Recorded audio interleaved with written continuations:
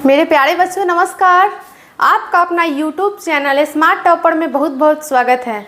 बताइए कैसे हैं आप लोग। आशा करते हैं आप लोग बिल्कुल स्वस्थ होंगे और अपना पढ़ाई भी सही ढंग से कर रहे होंगे।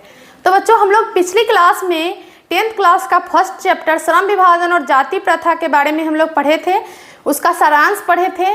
और आज की क्लास में हम लोग बच्चों श्रम विभाजन और जाति प्रथा का जो प्रश्न उत्तर है उसको हल करेंगे।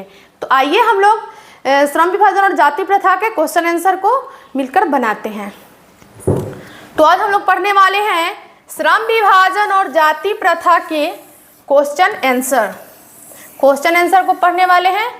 बच्चों इसको ध्यान से समझिएगा एक एक पॉइंट को। तो आइए हम लोग देखते हैं। पहला हमारा क्वेश्चन है फर्स्ट चैप्टर का कि लेखक किस विडंबना की बात करते हैं और विडंबना का स्वरूप क्या है। लेखक किस विडंबना की बात करते हैं और विडंबना का स्वरूप क्या है। इसमें दो क्वेश्चन दिया हुआ है। तो देखिए बच्चों, लेखक जिस विडंबना की बात करते हैं, लेखक जिस विडंबना का अर्थ बतलाए थे कि उपहास होता है। लेखक जिस विडंबना की बात करते हैं वो है जातिवाद के पोषक, वो है जातिवाद का पोषक।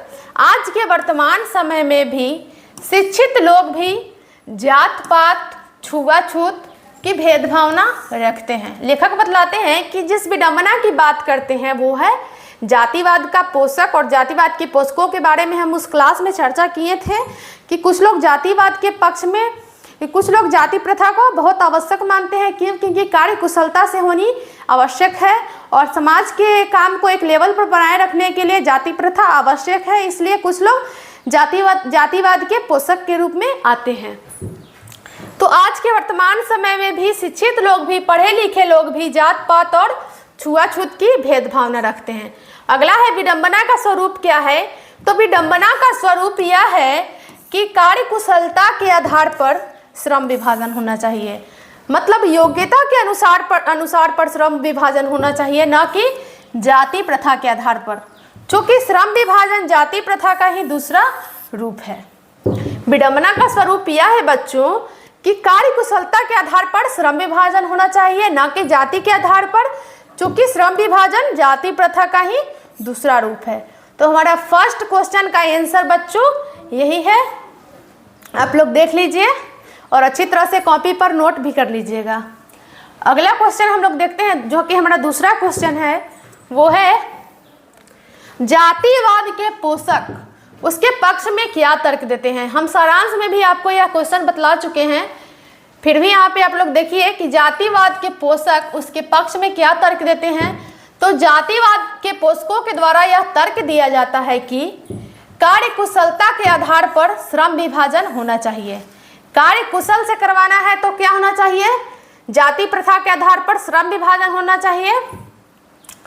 जातिवाद के पोषकों के द्वारा यह तर्क दिया जाता है कि कार्य कुशलता के आधार पर श्रम विभाजन होना चाहिए, ना कि जाति के आधार पर, क्योंकि श्रम विभाजन जाति प्रथा का ही दूसरा रूप है, इसलिए इसमें कोई बुराई नहीं है।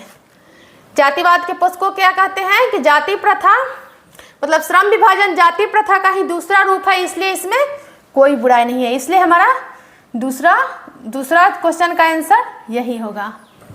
अगला देखते हैं थर्ड क्वेश्चन। अगला है हमारा जातिवाद के पक्ष में दिए गए तर्कों पर लेखक की प्रमुख आपत्तियां क्या है। जातिवाद के पक्ष में दिए गए तर्कों पर लेखक की प्रमुख आपत्तियां क्या है। तो आंसर हम लोग देखते हैं बच्चों कि जातिवाद के पक्ष में अंबेडकर जी, जो कि हमारे इस चैप्टर के लेखक हैं, अंबेडकर जी भारी आपत्ति जताते हुए कहते हैं कि काम का विभाजन जाति के आधार पर नहीं होना चाहिए। अंबेडकर जी क्या कहते हैं कि काम का बंटवारा जाति के आधार पर नहीं होना चाहिए। क्यों? क्योंकि मानव का जिस जाति में जन्म होता है वो अपने माता पिता के पेशे के अनुसार जीवन भर के लिए बंध जाते हैं।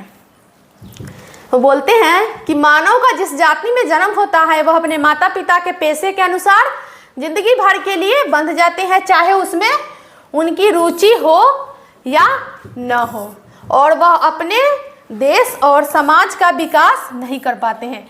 अगर किसी काम को करने में हमको रुचि नहीं होगा तो हम उसको अच्छे तरीके से नहीं करेंगे, और अच्छे तरीके से नहीं करेंगे तो हमारा देश और समाज का विकास नहीं हो पाएगा।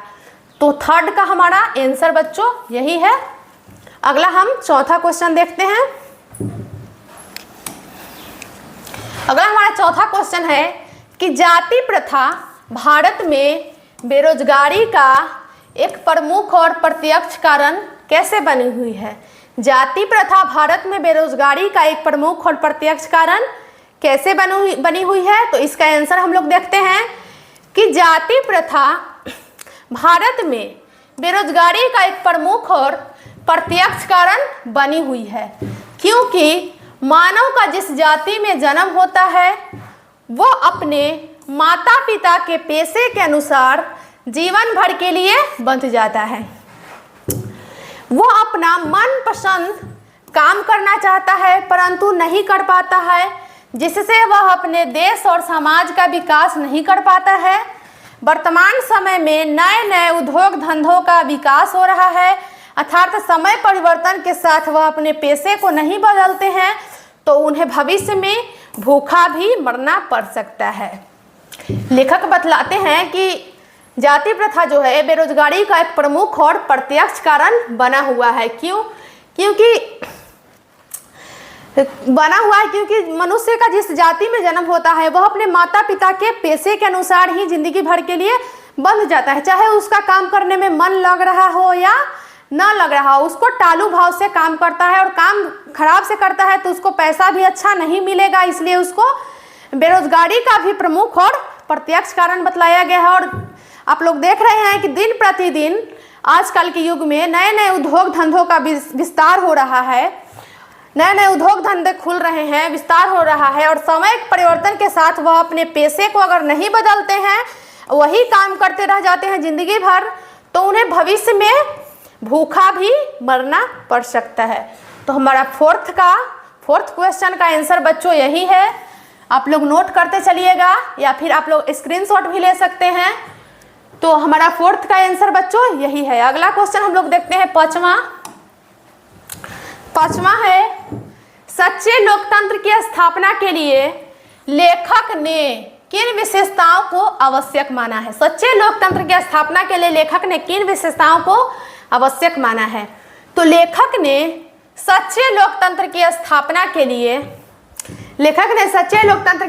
के लिए स्वतंत्रता, समानता और बंधुता पर आधारित समाज को आवश्यक माना है। किन किन विशेषताओं को आवश्यक माना है लेखक ने। तो लेखक ने सच्चे लोकतंत्र की स्थापना के लिए स्वतंत्रता, समानता और बंधुता पर आधारित समाज को आवश्यक माना है।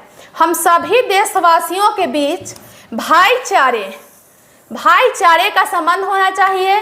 किसी भी प्रकार का जात पात, छुआछूत की भावना मन में नहीं होनी चाहिए, तभी हम एक अच्छे समाज का और देश का निर्माण कर सकते हैं। अगर हम लोग आपस में ही लड़ाई झगड़ा करते रहेंगे तो हम लोग अच्छे समाज और देश का कैसे निर्माण करेंगे। और अगर हम अच्छे से रहेंगे, सारे लोग देशवासियों को मतलब मिलाकर रखेंगे, मिलकर रहेंगे, समानता के साथ रहेंगे, स्वतंत्रता के साथ रहेंगे, भाईचारे के साथ मिलकर रहेंगे, तो हम लोग एक अच्छे समाज और एक अच्छे देश का निर्माण कर सकते हैं। तो लेखक इस उत्तर में यही बतलाना चाहते हैं और यह प्रश्न का उत्तर बच्चों यही है। छठा क्वेश्चन है बच्चों कि जाति भारतीय समाज में श्रम विभाजन का स्वाभाविक रूप क्यों नहीं कही जा सकती है। छठा क्वेश्चन है हमारा कि जाति भारतीय समाज में श्रम विभाजन का स्वाभाविक रूप क्यों नहीं कही जा सकती है। तो हमारा आंसर होगा कि जाति भारतीय समाज में श्रम विभाजन का स्वाभाविक रूप नहीं कही जा सकती है, क्योंकि जाति के आधार पर श्रम विभाजन अस्वाभाविक है।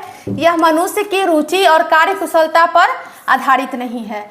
इसका आंसर है कि जाति भारतीय समाज में श्रम विभाजन का स्वाभाविक रूप नहीं कही जा सकती है। क्योंकि जाति के आधार पर काम का बंटवारा अस्वाभाविक है, सही नहीं है। यह मनुष्य की रुचि और कार्यकुशलता पर आधारित नहीं है। तो हमारा लास्ट क्वेश्चन का आंसर यही है बच्चों। आप लोग अच्छा से इसको नोट कर लीजिएगा कॉपी में और याद कीजिएगा। मिलते हैं हम लोग अगली क्लास में, जो कि हमारा होगा 10th क्लास का फर्स्ट चैप्टर श्रम विभाजन और जाति प्रथा का वस्तुनिष्ठ प्रश्न लेकर हम आएंगे और उसको हल करेंगे। तो बच्चों प्लीज़ आप इसको तब तक कॉपी में नोट कर लीजिएगा अच्छे तरीके से और याद कीजिएगा। और मिलते हैं अगली क्लास में ऑब्जेक्टिव के साथ फर्स्ट चैप्टर का। तो फिलहाल के लिए बच्चों धन्यवाद। और अगर हमारा क्लास आपको थोड़ा सा भी अच्छा लगता है तो प्लीज़ हमारे वीडियो को लाइक, शेयर और सब्सक्राइब ज़रूर कीजिएगा। धन्यवाद।